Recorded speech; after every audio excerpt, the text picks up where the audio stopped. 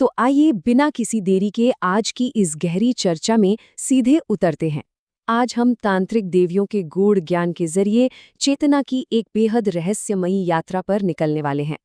10 महाविद्याओं के जिन पहलुओं को आज हम समझेंगे वो हमारी आम धारणाओं से कहीं आगे की बात है। देखिए, ये सिर्फ पुरानी पौराणिक कथाएं नहीं हैं। ये मानव मनोविज्ञान और हमारे ब्रह्मांड के सबसे गहरे रहस्यों का एकदम सटीक विश्लेषण है। अब सवाल ये उठता है कि सृष्टि के इन इतने रहस्यमय और भयानक स्वरूपों के पीछे आखिर कौन सा सर्वोच्च ज्ञान छिपा है। सच कहूं तो यही वो सवाल है जिस पर हमारी पूरी आध्यात्मिक यात्रा टिकी है। इन देवियों के डरावने स्वरूप देखकर अक्सर मन में डर बैठ जाता है, लेकिन कैच यहीं पर है। इन अंधकारमय ऊर्जाओं से हमें डरना नहीं है, बल्कि इन्हें समझना है। ये विनाश का प्रतीक नहीं है, बल्कि ये तो हमारी अल्टीमेट आध्यात्मिक जागृति के मील के पत्थर हैं। जब हम अपने सबसे गहरे अंधकार का सामना करते हैं ना, असल में तभी हमें सच्चा प्रकाश मिलता है। तो चलिए, इस सफर की शुरुआत हम वास्तविकता के बिल्कुल उस किनारे से करते हैं जहां अस्तित्व के हमारे सारे भ्रम सबसे पहले टूटकर बिखर जाते हैं।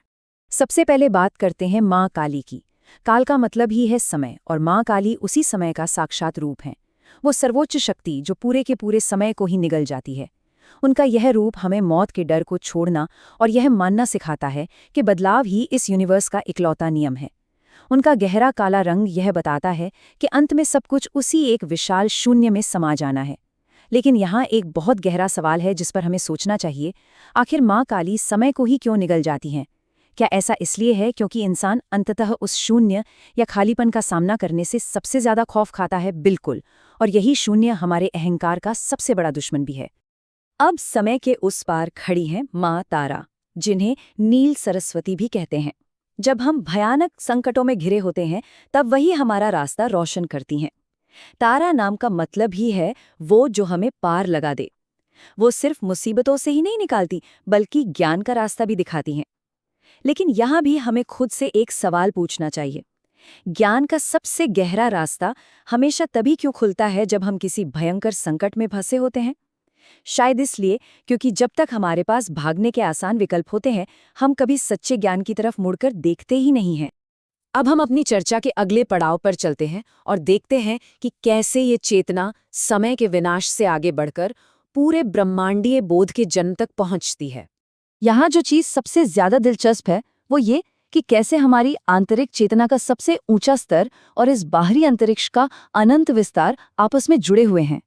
एक तरफ माँ त्रिपुर सुंदरी हैं, श्री विद्या की देवी, जो इच्छा, ज्ञान और क्रिया का एकदम परफेक्ट संगम है, और दूसरी तरफ माँ भुवनेश्वरी हैं, जो खुद अनंत अंतरिक्ष की असीम शक्ति का प्रतिनिधित्व करती हैं। उनका शरीर ही पूरा ब्रह्मांड है। इन दोनों देवियों को गहराई से समझने के लिए हमें इन दो सवालों का सामना करना ही पड़ेगा। हम हमेशा बाहरी सुंदरता क्यों खोजते रहते हैं, जब असली पूर्णता तो हमारे भीतर ही मौजूद है? और इस अनंत ब्रह्मांड के ताने बाने में गुंथे होने के बावजूद हम खुद को इतना अकेला क्यों महसूस करते हैं? सच तो ये है कि हम उस विशाल ऊर्जा का ही हिस्सा हैं, बस हमारी सीमित सोच हमें ये महसूस नहीं होने देती। चलिए, अब हम इस आध्यात्मिक विकास के सबसे इंटेंस, रहस्यमय और थोड़े डरावने चरण में कदम रखते हैं। यहाँ हमें मिलती है माँ भैरवी की प्रचंड ऊर्जा। वे विनाशक ज्वाला हैं, तपस्या और क्रोध की वो भयंकर आग जो सूरज की तरह तेज है और हमारी सारी अशुद्धियों को जलाकर राख कर देती है। वे हमें अपनी ही बुराइयों को खत्म करने की हिम्मत देती हैं। पर जरा सोचिए, हमारी आत्मा को शुद्ध करने के लिए ऐसे सूरज के समान भयंकर और विनाशकारी आग की जरूरत ही क्यों पड़ती है? वो इसलिए क्योंकि हमारी बुरी आदतें और हमारा अहंकार हमारे अंदर इतनी गहराई तक चिपके होते हैं कि उन्हें उखाड़ फेंकने के लिए एक प्रचंड ज्वाला ही चाहिए होती है। अब जो रूप हमारे सामने आता है वो शायद सबसे ज्यादा विचलित करने वाला है। माँ छिन्नमस्ता का अपना ही सिर काटकर अपना ही खून पीना। इस दृश्य को बस कुछ पल के लिए अपने दिमाग में रखिए। ये कोई डरावनी कहानी नहीं है। इस भयंकर कृत्य का सीधा सा मतलब है अपने अहंकार का पूरी तरह से गला घोट देना। माँ छिन्नमस्ता आत्म बलिदान की शक्ति हैं। उनका कटा हुआ सिर इस बात का प्रतीक है कि जब तक मैं या मेरा की भावना पूरी तरह से खत्म नहीं हो जाती, तब तक सच्चा आत्म बलिदान हो ही नहीं सकता। यह हमें सिखाता है कि दूसरों के कल्याण के लिए कभी कभी अपने ही सर्वोच्च हिस्से को झुकाना पड़ता है। और इस यात्रा का एक और बहुत ही गहरा पड़ाव है माँ धूमावती। वे उस गहरी शक्ति का प्रतीक हैं जो हमें सिर्फ अभाव, अकेलेपन और दुख में ही मिलती है। एक वृद्ध विधवा के रूप में पहचाने जाने वाली माँ धूमावती हमें बुरे वक्त में टिके रहना सिखाती हैं। लेकिन यहाँ एक बहुत ही असहज करने वाला सवाल उठता है, इंसान को सबसे गहरा ज्ञान हमेशा तभी क्यों मिलता है जब उसे भयंकर दुख और घोर अकेलेपन की भट्टी में झोंक दिया जाता है? क्योंकि जब सब कुछ छिन जाता है ना, केवल तभी हमारी आंखों से भ्रम का पर्दा हटता है और हम असली सत्य को देख पाते हैं। अब एकांत और दुख की इस राख से बाहर निकलकर हम बाहरी शक्तियों पर काबू पाने और अंदर की समझ हासिल करने की तरफ बढ़ते हैं। माँ बगलामुखी का स्वरूप बहुत ही शानदार तरीके से संयम यानी कंट्रोल की शक्ति को दिखाता है। उनके पास शत्रुओं की वाणी और बुद्धि को रोक देने की ताकत है। वे हमें चुप रहने और कूटनीति की अहमियत सिखाते हैं। पर यहाँ सवाल है, बाहरी दुश्मनों को हराने से पहले हमें खुद की ही नकारात्मक बातों को शांत करना क्यों सीखना चाहिए? क्योंकि सच तो ये है कि हमारी सबसे बड़ी हार अक्सर हमारे अपने ही बिना सोचे समझे बोले गए शब्दों से होती है। और फिर आती है माँ मातंगी। ये वो महाविद्या है जो समाज के बनाए सारे नियमों और रूढ़ियों को एक झटके में तोड़ देती हैं। वे ज्ञान और कला की देवी हैं, लेकिन साथ ही वो उच्छिष्ट यानी जूठन की देवी भी हैं। यहाँ एक बहुत ही तगड़ा सवाल दिमाग में आता है, आखिर बुद्धि की देवी उस चीज को क्यों अपनाती हैं जिसे समाज फेंक देता है या अशुद्ध मानता है? क्या ये साबित करने के लिए कि ज्ञान चाहे किसी भी रूप में या किसी भी जगह से आए वो हमेशा पवित्र ही होता है? बिल्कुल, मातंगी हमें दिखाती हैं कि ज्ञान किसी दिखावे का मोहताज नहीं है।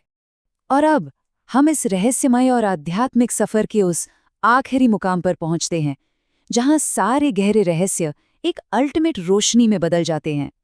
माँ कमला इस पूरी यात्रा का वो सुखद परिणाम है जो हमें सफलता को संभालना सिखाती हैं। वे समृद्धि की देवी हैं जो भौतिक सुख और आत्मिक शांति का एक परफेक्ट बैलेंस बनाती हैं। लेकिन सफलता के इस शिखर पर पहुंचकर भी एक सवाल बाकी रह जाता है, सच्ची और लंबे समय तक टिकने वाली समृद्धि के लिए एक गहरी विनम्रता का होना इतना जरूरी क्यों है? क्योंकि दोस्तों, बिना विनम्रता की सफलता बहुत जल्दी अहंकार बन जाती है, और अहंकार वो हमें वापस उसी शून्य और अंधकार में धकेल देता है जहां से हमने शुरुआत की थी। तो अपनी इस चर्चा को हम एक बहुत ही गहरे विचार के साथ खत्म करेंगे।